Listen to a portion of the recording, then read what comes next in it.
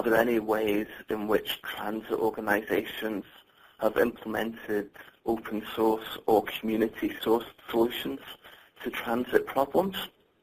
Great question. Well, I want to share two things. One is that I'm going to kind of answer this a little bit broadly now. I will say that in terms of recruitment, we see a lot around partnerships with, like for example, one of the challenges too, I know for a lot of systems is that we're trying to really leverage the diversity in our communities. I mean, if we look at our workforce and our workforce does not reflect the diversity that's in our communities, then we have to kind of question, are we doing the right thing, and what is this message sending out to our, our potential clients as well, right? So one of the things that we're learning a lot about and we've heard a lot about is these partnerships with minority organizations, or even looking at ways to partner with, let's say, community groups or churches, or different ways to do in terms of recruitment. So we do hear a lot about working together and leveraging what's in the community in terms of those organizations and bringing in new talent and also promoting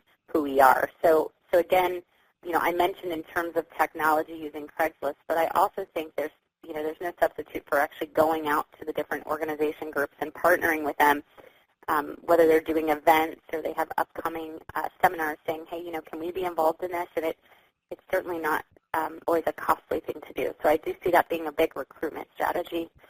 Another thing I will point you to in the guidebook is in Appendix B, we have a summary. BCG was great with this, in terms of thinking about resource-constrained organizations and systems. And they said, you know what, we really need kind of this appendix where we talk about, we realize there's an optimal way to approach a lot of these strategies, but in some cases we may need to just boil this down and say, okay, what's an abbreviated way that we can do this, especially if we have some resource challenges and maybe we don't have an entire HR division that can focus on this. So in Appendix B, we break down and kind of get to the essentials of the basic of what you need to be doing at least, and so that's a good place to go and a good tool inside the guidebook. Can you tell us one or two findings that took you by surprise and why with this entire report from Module 1 through 4? I'm always impressed every time we do these types of studies, like all these different initiatives that are going on already within transit systems. I wish we had more of a forum. I'm kind of giving you some insights into my closing thoughts, but more of a forum for knowledge sharing of best practices. But I'll get into that in a moment. But in terms of surprise, I mean, I think I mentioned this already. I alluded to the metrics. I was very, very excited about the willingness of organizations to kind of use the metrics and evaluate the strategies. I think we were concerned about how cumbersome it might be, but really there seemed to be a lot of enthusiasm around those scorecards. And I think part of the reason that was surprising is sometimes there's a tendency to want to kind of live in the past and hope that continues to function for us in the future, right? And I think I was just very impressed by the way that transit in general seems to be really open to kind of wanting to be progressive and realizing the need for that. And so I would say that's probably a very welcome surprise in a way. Let's see, in terms of other, I think you asked if I had a second idea. I guess, some of the ways that, like I mentioned realistic job previews, and I mentioned Washington DOT using social media. And again, I'm not trying to promote anybody over anybody else. These are just some of the participants' things that they shared. So when they have a job opening, they create YouTube videos that can be shared on social networking sites. And they feature current employees talking about their experiences on the job, their favorite parts as well as challenges. And I think, again, this is so important because people are so tuned into social media now. And I think also mentoring programs, another great example. I'm not going to say that's a surprise because we know mentoring is important, but I think the way in which they're being implemented, like Pennsylvania DOT has a civil engineering training program that helps place people in the best jobs. But in terms of, I'm sorry, I don't know why I skipped to that instead of mentoring, but I think just looking at kind of some of the training and then how that's followed up by mentoring, like the Idaho DOT has an engineering mentoring program where they place experienced mentors with mentees and focus on technical job requirements. So, I'm always excited to hear, I think mentoring sometimes is one of those programs where people say, oh, that's going to be very costly. And in fact, we found that it's not always. And wow, the implications are great. I mean, in terms of keeping people engaged in their work and feeling valued and also helping us grow. I mean, there's so much we can learn from each other, right? So I guess that's probably a longer answer than you were anticipating, but there are several things we found exciting there. How were participants selected for survey participation? Great question. So what we did is we tried to use a very representative sample. So we tried to get basically urban and rural, all different size systems. So that's essentially what we did, and then we kind of, obviously we used contacts that we had as well.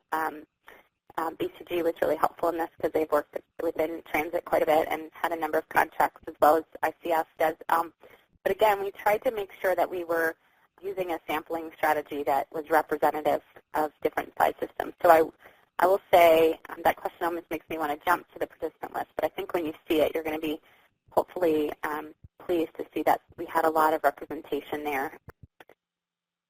I hope that answers your question. But again, yes, we tried to set off and use very specific criteria in terms of determining size and making sure that the service areas and the different types of service that were offered, make sure, that we covered paratransit and various services were represented in that sample as well.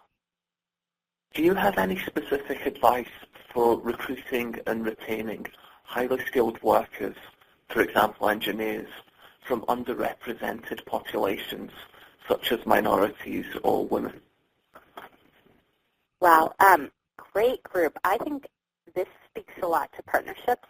Organizations, there are, a number of, in our communities, we have a number of different types of organizations, minority support organizations, even like their single parent groups. Sometimes I think about even in my community having like a local YMCA and a lot of support there, and sometimes I've seen organizations partner with the YMCA. I always have kind of my eyes open to what we're doing creatively to do partnerships in our community. Now, and you're talking about highly skilled. Some of the challenges with engineering we're finding it's happening early on in the education arena. So, again, I think this supports us as systems, as transit systems, or as, whether it be consultants, whatever our position is, starting to get involved in the schools and helping to support programs around engineering, some of the STEM initiatives that are going on. So I know it's kind of a multifaceted answer there, but I think you kind of present a couple of different things. One is highly skilled workers, and specifically some of those unique programs like engineering where we're finding there's perhaps less people that are signing up for those programs, particularly people from underrepresented populations. That makes it even more challenging.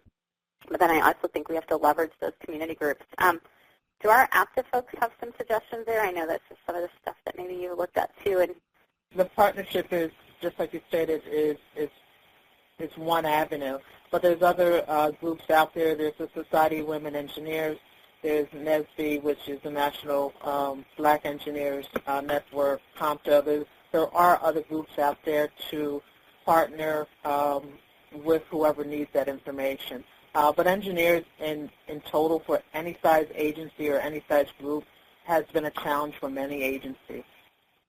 Yeah, we've actually looked at EMSI data. It talks about different jobs where, it's more comprehensive, I think, than some of the Department of Labor data that you can get, and it'll essentially show you areas where jobs are depleting or where we're having challenges getting individuals into those jobs, and engineers is probably one of the big ones. And I know you just used that as an example, but it's one of those areas where the number of people enrolling in engineering programs is not being to the number of job opportunities we have.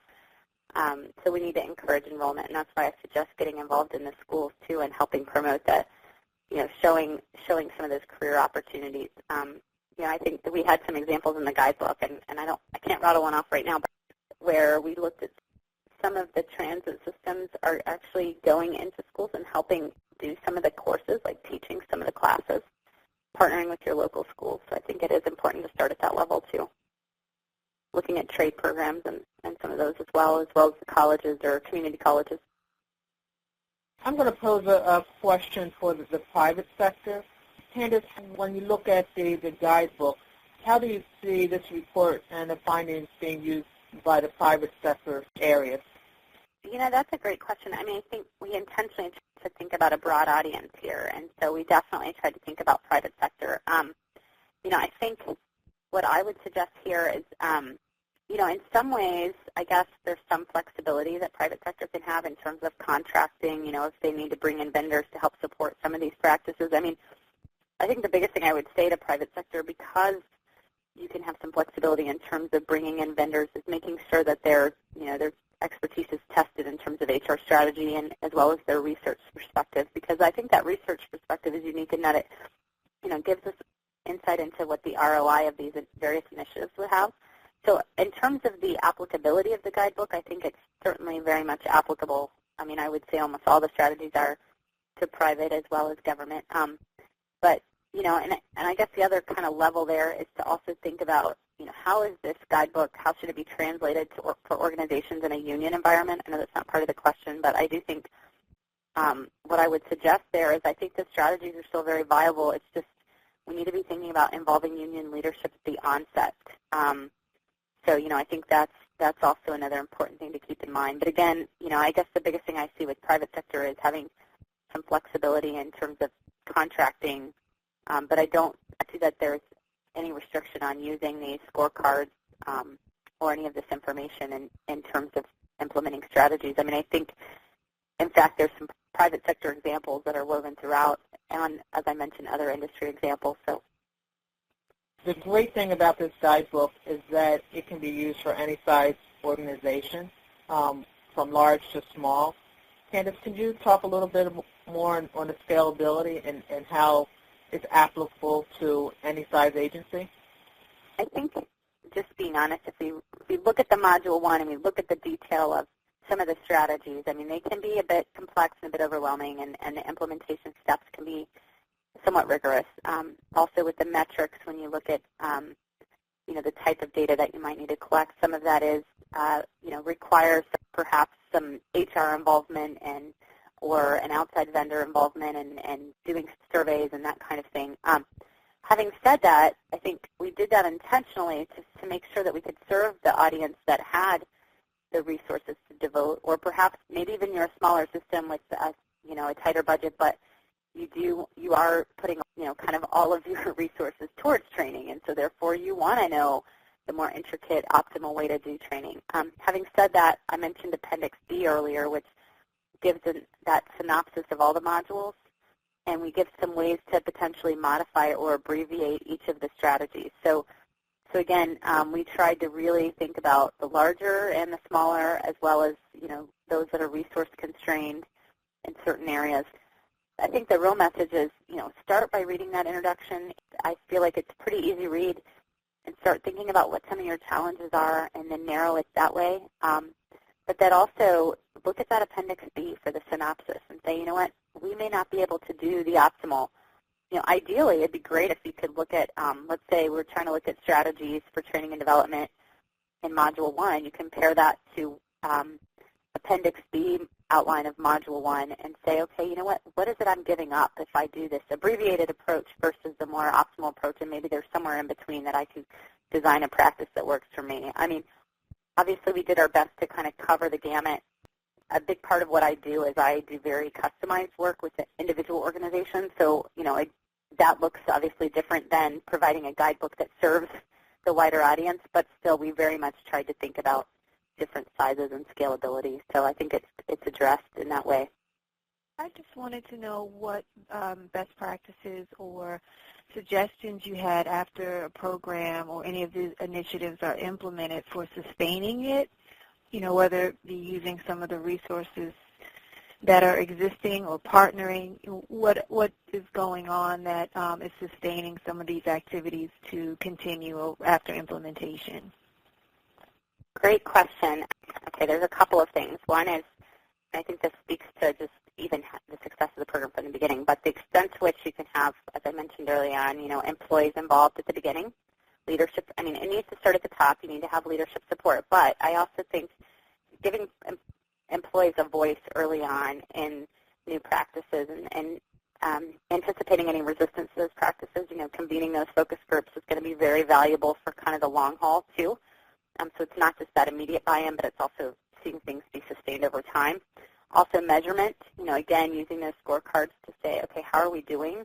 I think frequent measurement is an important piece of this, and being able to make adjustments and admit when change is needed. I think too often we feel like as leadership maybe we feel like we have to have all the answers and go in and implement it, and then later we find out, well, this didn't work, and a lot of times it's because we didn't even give employees a chance to participate in the decision-making or voice their concerns early on. And we also failed to kind of gauge things along the way. You know, we just think, oh, smooth sailing. We've implemented this great mentoring program. We're just going to leave it at that, as opposed to following up with the mentors and mentees, having accountability in place and having them report out what they're doing and how well it's working and the frequencies of those meetings, for example. And I was just being very specific there and giving you an example. But I would say employment involvement at the onset, top leadership support at the beginning as well. In fact, I always say with communications, the first communication about a practice ideally should come from the CEO, not the HR staff, because we found that no doubt HR can help craft that messaging, but I think it needs to come from the top. We need to know, the CEO cares about this program, and here's why, and how's it going to benefit. We need to be able to also have kind of a business case for anything that we're implementing, and hopefully some of those metrics kind of help present the business case. They identify what's important about this program, and even in the strategy descriptions in Module 1, you'll find there's kind of a rationale for why this is important. We actually present the research there. And I think too often we think, okay, we want to make sure we get the practical side of things and we want to talk about experiences, but we leave out the research. And the nice thing is there's real science behind each of these strategies. By background, I'm a researcher, applied researcher, so I really value the research, and I think it's important to make sure that we're not ignoring that, because it tells us a lot about what's going to work and what's going to lead to positive outcomes. And that's the information that you can use to communicate with your employees about why this practice is a good idea.